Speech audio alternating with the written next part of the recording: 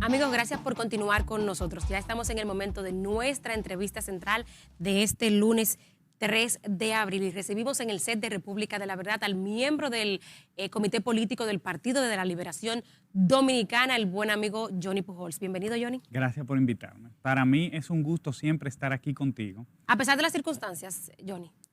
A pesar de las circunstancias, porque este es un momento muy difícil para el país y para la democracia en República Dominicana, yo creo que es un momento oscuro.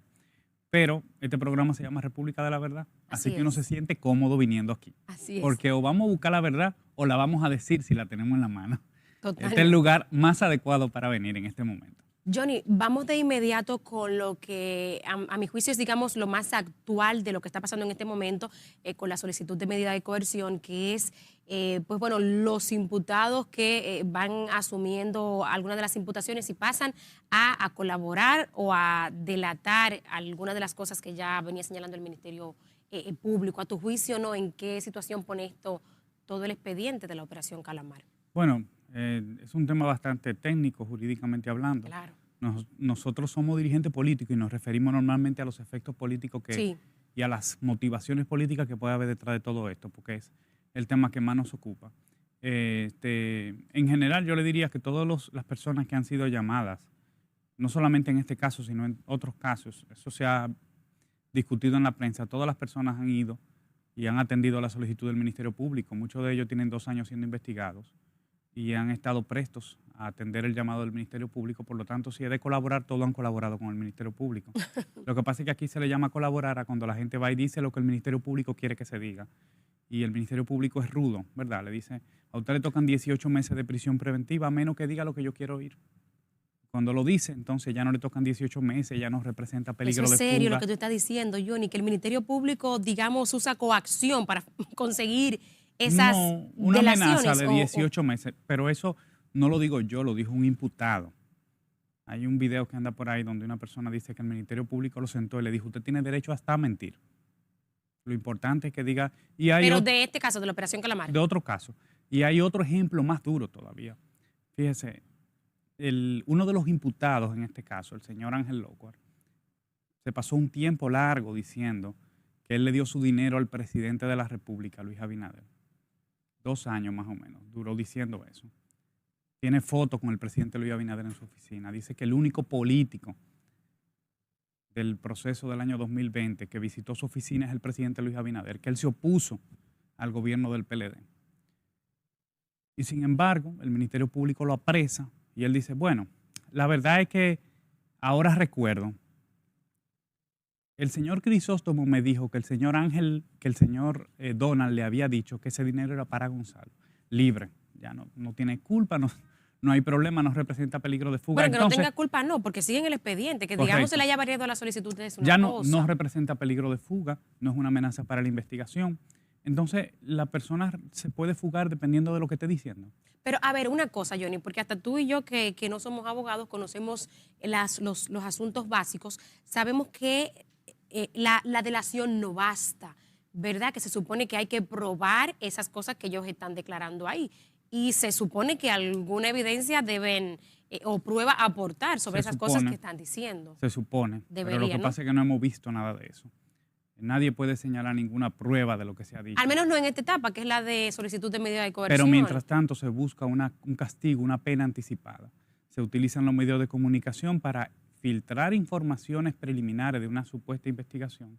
Algo que muchos abogados, muchos juristas, ¿verdad?, han explicado que es incorrecto y que además se parece a fenómenos que se han dado en otros países. Nosotros, como partido, hemos dicho muy responsablemente durante todos estos años que se respetara el debido proceso. Incluso lo dijimos en un momento en el que un juez había admitido que no se había respetado el debido proceso. Y aún así seguimos con ese discurso, pero yo creo que todas las cosas tienen un límite. Ese límite aquí se rebasó en República Dominicana y hemos explicado a la opinión pública nuestro parecer sobre los acontecimientos actuales. El Ministerio Público está siendo utilizado por el presidente de la República como un instrumento político y eso es incorrecto y es algo que nosotros como partido tenemos que enfrentar. Tenemos que enfrentarlo porque ¿qué clase de partido seríamos nosotros si permitimos que esa aspiración genuina de la sociedad de que haya una justicia, que haya transparencia, que haya consecuencias con quienes cometen actos ilícitos, Bueno, si esa aspiración es interpretada por la presidencia, secuestrada por la presidencia y aprovechada para destruir a sus adversarios políticos. Yo creo que la gente se ha ido dando cuenta de que hay un guión que se repite un proceso tras otro en el que se pide 18 meses de pena anticipada para decirle a la sociedad que se está castigando. Luego los expedientes se le cumplen los 18 meses y todavía no ha acabado la investigación. El Ministerio Público. Una investigación que en este caso ellos comenzaron hace 2 años. El señor Donald Guerrero ha salido más de 50 veces de República Dominicana. Si se quisiera fugar, ¿por qué no lo hizo? Y el señor Gonzalo Castillo tiene aeronaves. O sea, yo creo que ese guión la gente lo ha ido descubriendo, pero lo más importante es que aquí hay 23 casos de corrupción gravísimos, denuncias que se han hecho sobre funcionarios del gobierno actual sin que una sola haya sido investigada, exceptuando la Operación 13, que fue porque fue televisada y ya sabemos cómo terminó. Claro. Y ya sabemos cómo terminó.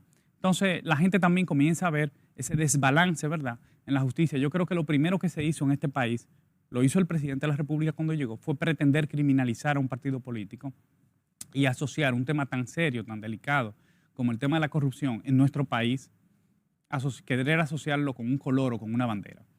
Y cuando usted hace eso, ya usted no está luchando contra la corrupción, porque la corrupción puede tener su propio gobierno, como se ha demostrado aquí. Pero ¿a qué te refieres exactamente? Hay 23 casos de corrupción de este gobierno que han sido señalados por los medios de comunicación. Hay investigaciones periodísticas que han expuesto esos casos. Una sola no se ha ido a investigar por el Ministerio Público. Una sola. Entonces, claro que sí, que el Ministerio Público está actuando con criterio político. El hecho de que ayer haya habido una marcha, las marchas son manifestaciones políticas. ¿En qué país la gente marcha? O sociales, ¿no? No, o sociales, sí, o sociales. ¿Usted sabe por qué ya no se usa el color verde, sino el azul? A ver. Bueno, porque la gente que se motivó, la ciudadanía que se motivó en una lucha real por más transparencia en contra de la corrupción, por cero impunidad, mucha gente, ciudadanos de verdad que creían en eso, entienden que esa lucha tiene que ser en contra de cualquier persona que haga algo indebido, no en contra de un partido. Completamente. Pero como ahora no se puede hablar de los corruptos de este gobierno, no pueden utilizar la marcha verde porque ahí habrá gente que va a decir que, no, que aquí hay corrupción. Así que hicieron su propia marcha. Eso es lo que está pasando. Porque esa está para proteger a los corruptos de este gobierno.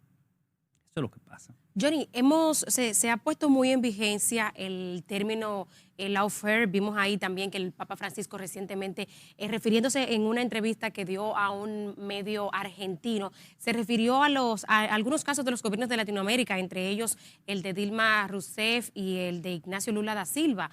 Y bueno, contémosles un poquito a la gente porque es precisamente lo que ustedes están diciendo. Cuando digo ustedes me refiero al PLD, ¿no? Que han expuesto en su posición pues que el gobierno está, digamos, usando como instrumento la Procuraduría. ¿Te parece a ti que realmente eso sea lo que pasa? Porque digamos que el caso de Donald Trump, ¿no? Pudiéramos decir que también está pasando, que también se está usando la justicia en Estados Unidos. No se trata, digamos, de perseguir la corrupción indistintamente, porque no hablamos de personas que se le esté persiguiendo por ser políticos, o tú consideras que sí. No se le persigue por posiciones políticas. ¿Y por qué el señor Mimilo no está preso? Porque no es político. De hecho, el señor Mimilo dice que le dio dinero a Gonzalo Castillo, una persona que ha sido cuestionada en esta sociedad muchas veces, pero él es una persona cercana a dirigentes importantes del PRM. ¿Cómo puede ser que le diera dinero a Gonzalo y no le diera dinero al gobierno actual? Eso está un poco rarito, y eso no se lo va a creer nadie en este país. Mire, el término al que usted se refería, lawfare, o politización de la justicia, o judicialización de la política también. Claro. Es cuando, primero, o usted utiliza la justicia, el órgano persecutor, la fuerza de persecución que tiene el Estado, en este caso a través del Ministerio Público, para perseguir a sus adversarios políticos, o judicializar la participación política, o criminalizar un partido político o una organización política, utilizando cualquier excusa para eso, porque excusas se van a encontrar.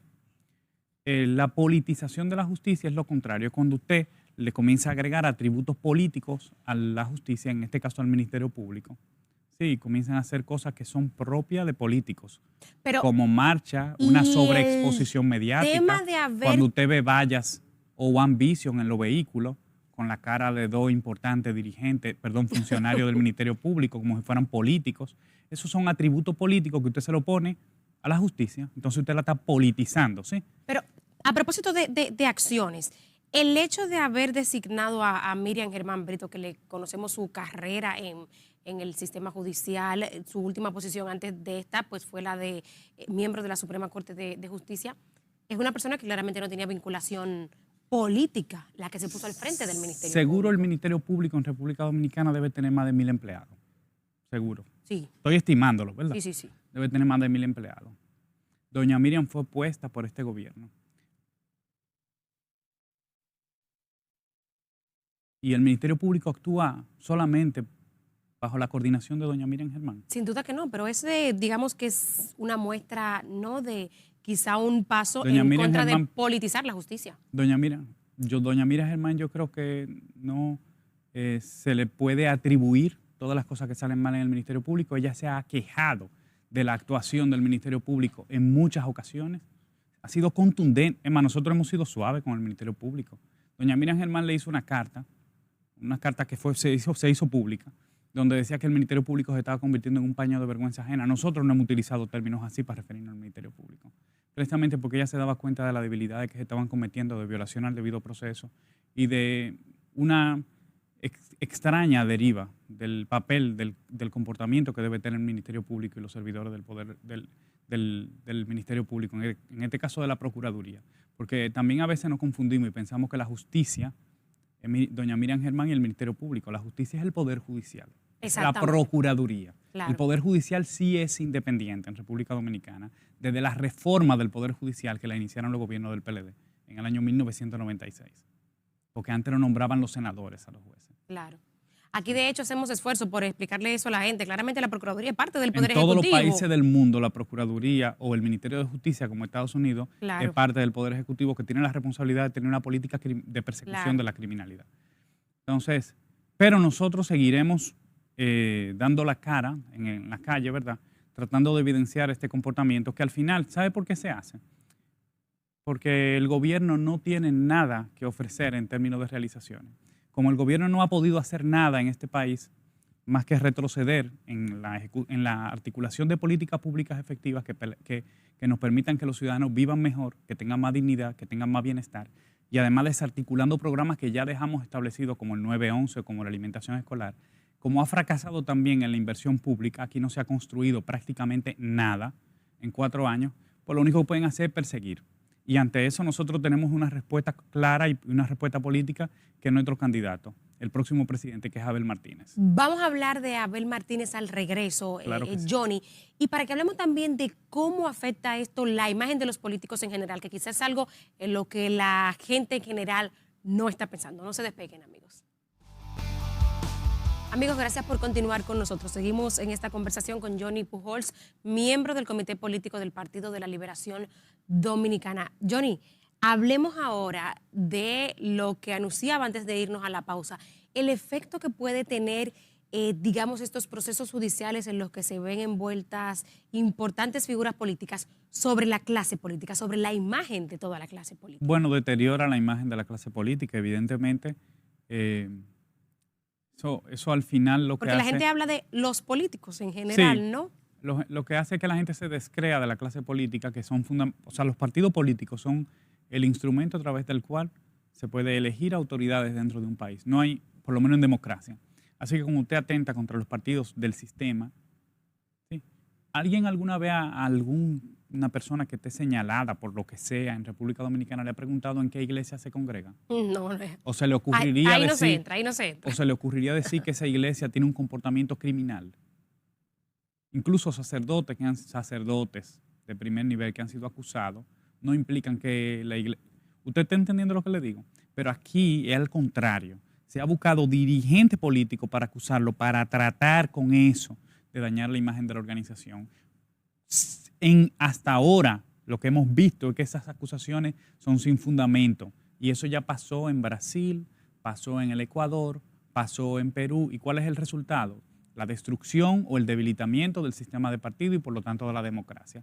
Lo que pasa es que al presidente eso le importa muy poco, porque él tiene una actitud mesiánica. Es decir, él se considera una persona que no tiene nada que ver con el sistema de partido. Y eso se ve claro en su comportamiento de los últimos años y también en el discurso oficial del gobierno, para que usted vea que algo bien articulado por parte de su estrategia de comunicación, de sus estrategas. El presidente, cuando quiso tener un partido, lo tuvo. Cuando fue candidato por primera vez en República Dominicana, perdió 62-36 y alegó fraude. Y fue a hacer huelga al frente de la Junta. En el 16. En el 2016. O sea, que no pudo aceptar el triunfo de su contendor, porque es un comportamiento esencialmente democrático. Abinader no posee esos valores. En el 2019, aquí en República Dominicana, en el 2020, hubo una crisis por la suspensión de las elecciones. Y el presidente Abinader fue a la Junta, o habló con el presidente de la Junta, en ese momento candidato, y le dijo que si no se suspendían las elecciones en todos los municipios del país, aquí podía haber una poblada, pero las elecciones eran automáticas nada más en 18 municipios, era que él no podía perder en los otros 140 que eran manuales. Como él no podía perder, había que suspenderlo, porque el objetivo era ganar de una manera no democrática. Y finalmente, cuando gana la presidencia de la República, dice que el PLD es una organización criminal. Eso no son comportamientos de un demócrata. Tiene una actitud muy poco democrática. Y en el discurso también se ve. Fíjese que en el discurso oficial se dice, sí, hay ineficiencias, hay un comportamiento impropio de muchos funcionarios, pero el presidente es otra cosa. El presidente tiene buenas intenciones. Eso es lo que se dice, es el discurso oficial, la línea, el hilo conductor de la estrategia del gobierno. Por lo tanto, toda la política es mala y el único que es bueno es el presidente de la República, que recibe financiamiento extraño, que ya se ha dicho, de gente que ha sido acusada y condenada por lavado de activos o por narcotráfico, pero el presidente es bueno, sabrá Dios por qué eso ocurrió, él no tiene malas intenciones, que tiene dinero guardado en paraísos fiscales extranjeros, eso fue un escándalo en muchos países, pero aquí no, porque el presidente tiene buenas intenciones. Y ese discurso mesiánico es un discurso peligroso para la democracia y para el sistema de partidos. Mientras tanto, Johnny, Abel sigue a toda marcha. Lo vimos el fin de semana y distintamente de lo que está pasando con los dirigentes que están en este proceso judicial, lo vimos en algunas provincias de la región sur. ¿Qué sigue en la agenda del candidato o el aspirante presidencial del PLD en los próximos días? Bueno, lo más importante es que hay una agenda de actividades que se ha mantenido del candidato y del partido. El partido está en las calles, hay esfuerzo concentrado, actividades que se hacen en todos los organismos de manera simultánea, construyendo el Millón de Amigos para Abel, que es una iniciativa que se tiene, visitando las comunidades. Hay mucha gente esperanzada en la realidad y en la vuelta al poder del PLD con Abel Martínez. Y el candidato de nosotros también agota su propia agenda. Por un lado está el jefe de campaña, el compañero Francisco Javier, que tiene una agenda todos los fines de semana, y por otro lado, en otro frente, está el candidato. Este fin de semana pasado estuvimos en Elías Piña y en San Juan. En ambos casos, extraordinaria la manifestación de apoyo de la gente, de las comunidades. Y algunas fotografías, realmente. Sí, pero estamos hablando de Elías Piña, una provincia pequeñita, una provincia fronteriza, que claro, uno no asume que tenga una cantidad de habitantes suficiente para el tamaño de las manifestaciones que vimos ahí. Y en San Juan no cabía la gente en la última actividad. Era un salón grande, uno de los salones más grandes, y había afuera muchísimo más gente que dentro, muchísimo. Hay tomas de video donde eso se puede evidenciar. Así que hay un gran entusiasmo y estamos tratando de organizar todo ese trabajo. El candidato, por lo tanto, va a continuar después de la Semana Santa con esa agenda y el partido también de manera simultánea y colaborando en todo lo que se pueda, porque ya viene también el tema de Semana Santa. Totalmente. Johnny, muchísimas gracias por estar con nosotros. Hemos llegado a la parte final del programa. Yo sé que más adelante te tendremos por aquí para seguir conversando sobre estos asuntos. Gracias. Así será. Gracias a ti. Amigos, a ustedes gracias por acompañarnos este lunes. Será hasta la próxima.